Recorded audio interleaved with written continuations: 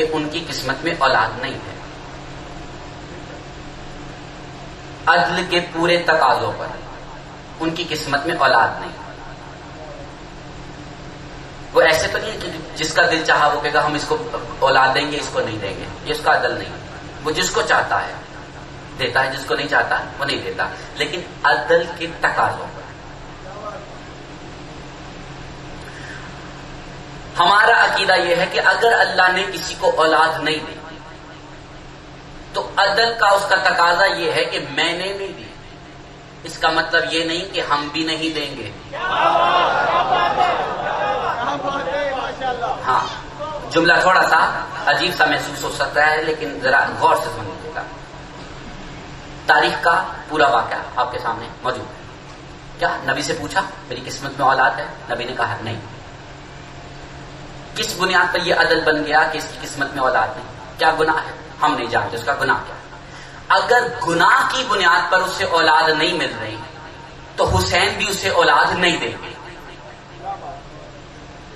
کیونکہ اگر بے اولادی سزا ہے تو حسین بھی نہیں دیں گے.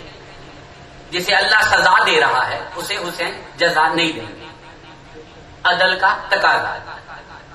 اب اللہ نے نہ جانے کس بنیاد پر کہا, کس نظریے سے, کس عدل کی بنیاد پر کہا کہ اس کی قسمت میں اولاد نہیں. نبی نے دیکھ کر بتا دیا اس کی قسمت میں اولاد نہیں.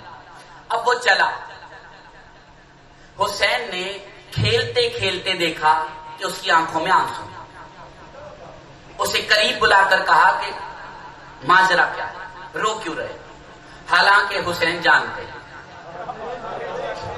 یہ رو کیوں رہا ہے. حسین جانتے ہیں یہ سبب. جانتے ہوئے حسین نے پوچھا تم رو کیوں رہے ہو؟ اس نے سبب بتایا کہ اندر سے سردار نے کہا ہے کہ لوہے محفوظ پہ دیکھ کر بتایا ہے میری قسمت میں اولاد نہیں. حسین نے کہا ہم تمہیں ایک دیتے ہیں. آنسو ختم نہیں ہو رہے, وہ بار بار کہہ رہا ہے میری قسمت میں اولاد کیسی ہوگی کیونکہ آپ کے نانا نے کہہ دیا ہے میری قسمت میں اولاد نہیں ہے. حسین نے کہا ہم تمہیں 2 دیتے ہیں, ہم 3, 4, 5, 6, 7. اب 7 بیٹوں پہ راہب نے اپنے آنسو پونچھ لیے, صاف کر لیے اور کہا حسین اب بس, ہم یہاں پر صرف اتنا پوچھنا چاہ رہے ہیں کس عدل کے تقاضے پہ حسین بیٹے دے رہے. دونوں کا عدل ایک دوسرے کے پیرالل ہے. جیسا عدل اللہ کا ہے ویسا عدل حسین کا ہے. کوئی اس میں دو رائے نہیں کہ اس کا اور ہو اور حسین کا اور ہو, ایسا نہیں ہے. خدا کا بھی عدل یہ ہے کہ اگر یہ رو دے تو دے دے. حسین کا بھی عدل یہی ہے کہ یہ رو دے تو دے دے. اب میں صرف, ہمارے پاس دلیل ہے, کیا حسین نے راہب کو مسجد میں جاتے ہوئے نہیں دیکھا؟ تب روک کر کیوں نہیں اولاد دی؟ کیوں؟ کیونکہ راہب اس وقت رو نہیں رہا تھا.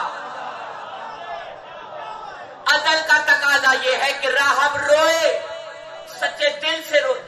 خدا کے آگے بھی روئے تو خدا بھی دے دے, رسول کے آگے بھی رو دے تو رسول بھی دے دے. لیکن نہیں, وہ رویا کس کے سامنے؟ وہ سرے بازار آ کر رویا. اب ہم آپ کے سامنے چھوٹی سی بات عرض کرنا چاہتے ہیں.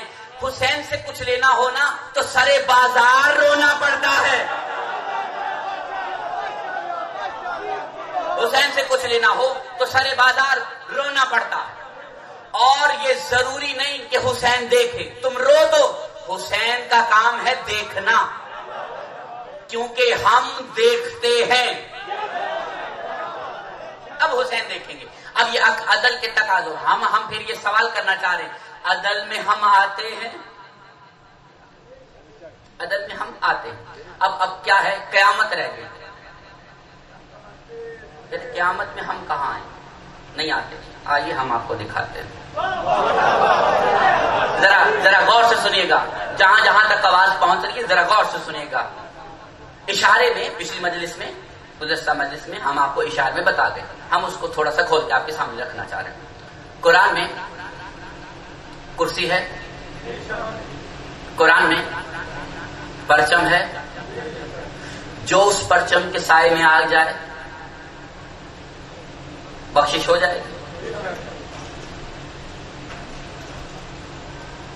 اپنے اپنے مرضی کے کسی علامہ صاحب سے، کسی علماء کرام سے، کسی مفتی، کسی مولوی سے، کسی قاری قرآن سے، کسی مفسر سے، کسی محدث سے، کسی فکر کرنے والے سے جا کے سوال کیجیے گا کرسی کا کیا تذکرہ ہے. جانتے کیا جواب ملے گا؟ جواب یہ ملے گا کہ قیامت برپا ہوگی، محشر کا میدان سجے گا، ایک کرسی ہوگی، اس پہ خدا بیٹھے گا. ہم حیران، ساری زندگی ہمیں یہ بتایا اللہ کا وجود نہیں ہے، اور آخر میں بتا دیا وہ کرسی پہ بیٹھے گا. بیٹھے گا ہے نا، متفق علیہ ہے، وہ کرسی پہ بیٹھے گا. اب میں وہ روایت پڑھنا چاہ رہا ہوں جو برادران کی. وہ کرسی پہ بیٹھے گا اور اس کا وزن اتنا ہوگا کہ کرسی سے آوازیں آئیں. بڑی عجیب سی بات ہے، ہمارا ایسا عقیدہ نہیں. ہاں، قرآن کے حوالے سے ایک چھوٹی سی بات کرنا. قرآن نے کہا اس دن پنڈلی کھول دی جائے گی، مطلب ظاہر کر دیں. پنڈلی جانتے، یہ ہماری پنڈلی ہے، اس سے ٹخنوں سے اوپر جو بھی پردہ ہے وہ اوپر کر دیا جائے گا. اور قرآن نے کہا سجدے کے لیے بلایا جائے گا، مگر کچھ لوگ چاہتے ہوئے بھی سجدہ نہیں کر پائیں. ان کی کمر میں ایک سریا سا آ جائے گا. یہ وہی لوگ ہیں جن کی اس دنیا میں سریا آیا ہوا ہے، جن کی اس دنیا میں بھی کمر میں سریا آ گیا ہوا. ہر جگہ پہ جا کے کہتے کیوں جھکے یہاں پہ؟ شیطان ہو جو بار بار پوچھ رہے ہو کیوں جھکے. بندگی میں سوال نہیں ہوتے، بندگی میں کہاں سوال؟ بندگی میں سوال نہیں ہے، بجا لانا ہے. جو بھی ہو، جو بھی کہا جائے بجا لاؤ. اب صرف عرض کرنا چاہ رہا ہوں، پنڈلی یہ قرآن کی بات ہے. پنڈلی کھول دی جائے گی، سجدے کے لیے بلایا جائے گا. ہم صرف اتنا پوچھنا چاہ رہے ہیں کس کی پنڈلی کی بات ہو رہی ہے؟ اللہ کی پنڈلی کی بات ہو رہی ہے. لا حول ولا قوت. اللہ کی پنڈلی، اللہ وجود رکھتا ہے.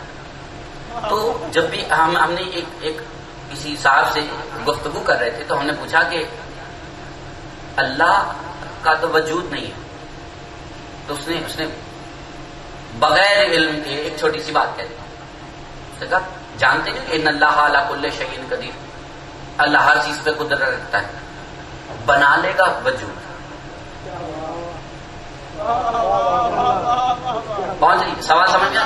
اس نے کہا وہ بنا لے گا، ہے نہیں بنا لے گا. جو بنائے گا نا اور جو بنے گا وہ اللہ نہیں ہوگا، کیونکہ جو بنے اسے اللہ نہیں کہتے. کسی نے معصوم سے بھی سوال کیا تھا کہ ابن رسول اللہ ہمیں اتنا بتائیے اللہ ہر شے کر سکتا ہے؟ کہا ہر شے کر سکتا ہے. اس سے سوال کیا کیا اللہ بنا سکتا ہے؟ تو معصوم نے کہا ایک نہیں ہزاروں بنا سکتا ہے، قدرت رکھتا ہے. تو کہا وہ اتنی اللہ بنا سکتا ہے؟ تو معصوم نے کہا ذرا غور سے سن، وہ جتنے بھی بنائے گا وہ مخلوق رہیں گے، قدرت رکھتا ہے. اب ہمارا سوال اتنا ہے کہ اگر وہ وجود بنا لے تو وہ اس مخلوق کو کسی مخلوق کے سامنے رکھے گا. اب ہمارا فیصلہ کوئی مخلوق کرے گی، ہمارا فیصلہ خالق کرے یا وہ کرے جو نہ خالق میں آتا ہے نہ مخلوق میں آتا. ہمارا فیصلہ پھر وہ کرے. ہمارے پاس ایک جواز ہے، ہمارے پاس ایک علت ہے، ہمارے پاس ایک موضوع ہے، پورا کا پورا ایک موضوع ہے. ذرا غور سے سنیے گا. محشر کا میدان سجا ہو، اللہ نے جو وجود ابھی تازہ بنائے وہ کرسی پہ بیٹھ جائے. ہمارے پاس ایک دلیل ہے، ہم کہیں تم ہمارا فیصلہ کرو. ابھی بنے ہو اور ہمارا فیصلہ کرو گے، ابھی بنے ہو اور ہمارا فیصلہ کرو گے. تو جانتے ہو وہاں سے جواب کیا آئے گا؟ ہم تو تب سے ہیں جب تمہارا وجود بھی نہیں تھا. ہم پھر سوال کریں گے تم کون ہو؟ تم تو اللہ نہیں ہو. کیونکہ اللہ وجود نہیں رکھتا. وہاں سے جواب آئے گا دنیا میں نبی کی تعلیم کی ہوئی نادے علی نہیں پڑھی. وہی تو پڑھ پڑھ کے جوان ہوئے تھے, وہی تو پڑھ پڑھ کے بڑھاپا نہیں آیا تھا. تو کیا غور سے نہیں پڑھی؟ سمجھائے ناد علی یم مظہر اللہ جائے, یہ مظہر ہے اس کا. مظہر جانتے ہو؟